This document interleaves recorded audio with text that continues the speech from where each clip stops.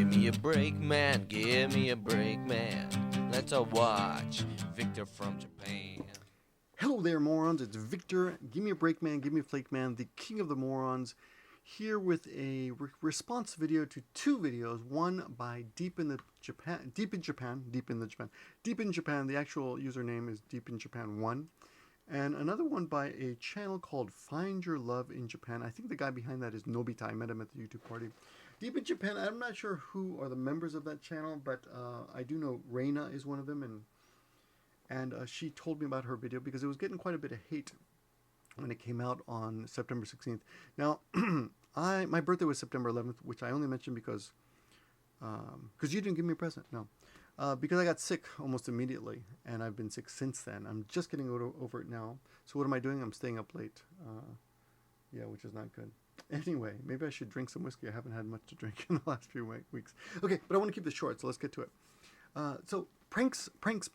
Japan is world-renowned for pranks. If you look on the internet, Japanese pranks are funny. They're often mean. They're all different kinds, ghost pranks and having the floor drop out from under you in an elevator, fake dinosaur pranks. One of my favorites is when they go to someone's house when they're sleeping, they pick him up very quietly and move him and put him in the middle of a lake or something. So they seem to be quite good at pranks, and some of them are arguably quite mean.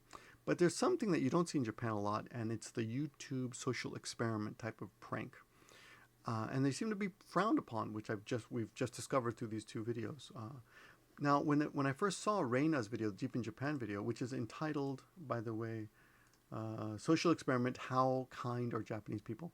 To be honest, to be fair, Reina's great, and her co-host Kei, this half Japanese guy, very handsome, very very cool too, also very good. What they do is they walk around and they ask Japanese people for help. Different kinds of help. They say things like, "Oh, I lost my wallet. Can you tell me where the police station is?" Or can you tell me how to get to a station or something? And then the questions get a little bit crazier, like, "I'm thirsty. Can you give me some water? And can you give me some gum? Can you tell me what a Japanese jokes? Can you tell me a Japanese joke?" And also a lot of the questions are harmless, very very harmless. But the questions involving their own imagined or fake negative state, saying, "Oh, I lost my wallet. Can you tell me where the police are?" Many of the commenters didn't appreciate those kinds of questions, and they thought that those were rude. And as a result, this video, as you can check if you go over there, it's got 10,000 views, 239 thumbs down, and 82 thumbs up. Pretty low on both sides. You would think it'd have more thumbs up and more thumbs down, but that's like 40% thumbs down. They really don't like the video. And if you read through the comments, you'll see that they think that it's well, let's look at one guy. His name is, he's very very vocal on this. His name was, what is it, Hiromi Ito. It's in kanji, but he says trying to check out someone's kindness, honesty, whatever related to the good mind is pretty much bad attitude in Japan. Okay, and he goes on to say the Japanese don't like liars. Well, nobody likes liars, but he's a liar because he's using a fake thumbnail and a fake name. So we could argue he's a liar. But of course, that's not really what he's talking about. But I think my first thought is, dude, you don't have to white knight Japanese. If you're Japanese and you respect Japanese, then why don't you respect their decision to appear in this video? I mean, because they got permission from all the people in the video, right? Aren't they adults? Doesn't their decision count for anything? They want to be in the video. Let them be in the video. End of story. But he went back and forth and said this is not funny. Well, no, it's not supposed to be funny. It's an experiment. You're insulting a person because you're pretending.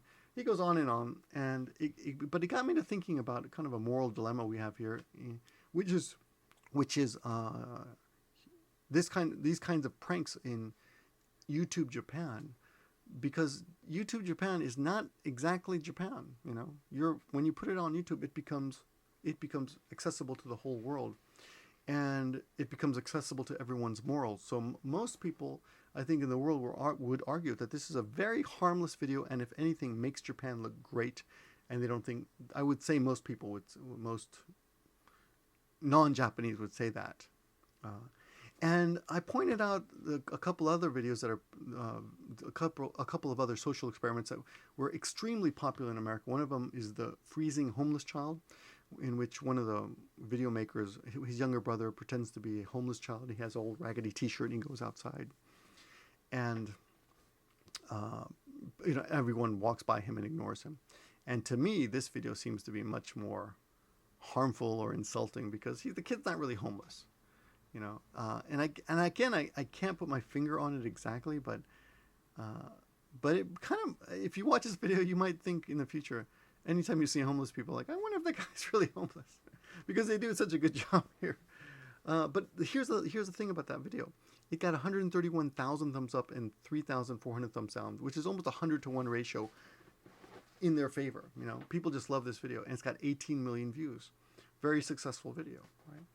But I would argue that if these comments on Reina and Deep in Japan's video are any indication, this wouldn't go over well in Japan. Pretending that you're a poor homeless person probably wouldn't go well in Japan. Go over well here. But it makes you think, like, what is going to be acceptable in the future? Because you can't just pick and choose what you want out of foreigners when foreigners come into your country, right? Foreigners coming here, they like Christmas. They love Halloween. Halloween sold out Christmas last year for the first time ever.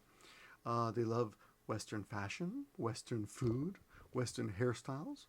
That's kind of fashion, I guess. Western movies and TV shows are extremely popular here. But you can't really, and of course, Western military defending the Japanese.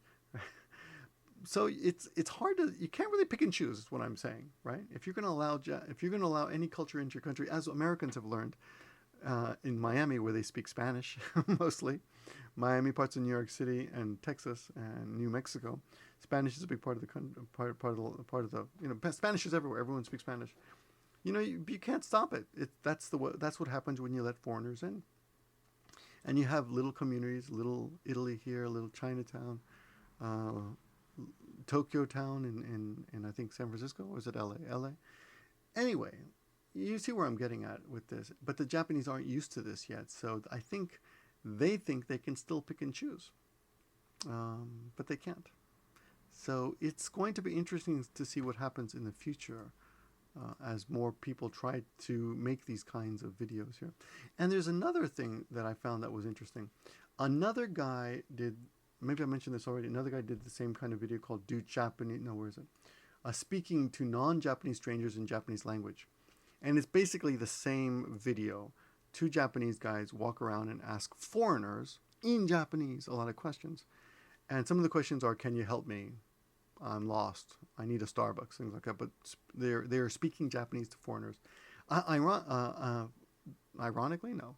The funny thing is, the only guy who understood Japanese was two black guys who, from the way they looked, I would say they weren't tourists. They probably worked there. They work doing, I don't know what in Japan, but they work here. And they were the only guys who spoke Japanese. Is it racist for me to point out that they're the only ones who spoke? Yeah. Actually, I'm not surprised, because there are a lot of blacks who work on the street as people who get you to come into the clubs and stuff. So everyone else was a tourist, and there are a lot of tourists there. Anyway, I'm sure that's going to come across racist somehow. But whatever, have fun in the comments with that. The only people who spoke Japanese well were black. Okay. Yeah, which was funny. But some of their questions were kind of annoying, like, do you think I'm handsome? Do you think I'm attractive? Kind of questions. But here's the funny thing about this video. It's got less than 1,000 views, 918 views, 45 thumbs up, and 0 thumbs down. So that's bizarre. You would think a few people, and I even pointed this out to Japanese people. I said, why aren't you complaining to these guys, So I think that one of the reasons Deep in Japan got so much slack is because they're foreign. Reina's white. Oh, she's a white girl. Is it racist to say she's white? And she speaks Japanese very well too, by the way. And the other guy is half Japanese. And they're both thin, young. And they're all also in Harajuku, which is full of young people. So anyway, what do you guys think? Do you think that the Japanese are overreacting when it comes to being anti-pranks or anti-social experiments in Japan? Or do you think that foreigners who live in Japan should be more respectful of the local what is it, the local morals, the local sentiments of the people, and don't lie to them by saying, "Oh, I lost my wallet" on camera. In my mind, nobody got hurt. Japan looks good. No harm, no foul. What's the big deal? But let me know what you guys think. And check out these two videos. And if you don't know Deep in Japan, you should subscribe to them. And also subscribe to Find Your Love in Japan. They're new. He's new. His name is Nobita. He's pretty funky, crazy. Looks like he's going to do some interesting videos. So check him out. And he's friends with the man, what's it, Yuta? That Japanese man, Yuta. Who's also, we've also shouted out in the past before. Anyway, that's my video for tonight. Thanks for watching. This was shot on a GH4 Lumix, Panasonic Lumix camera in 4K. I'm going to upload it as it is. I hope you like it. I'm still experimenting with the 4K. This time I've got a mic connected to it. And it's probably too much detail, right? Don't you think? Anyway, more videos coming soon. Sorry on the slow output of videos. By the way, my last video was a GoPro of a bunch of animals, the reptile exhibit that they had that comes once a year to Nagoya. So that was fun. I got a lot of good footage of that. So please check that out as well, and talk to you guys soon. Good night.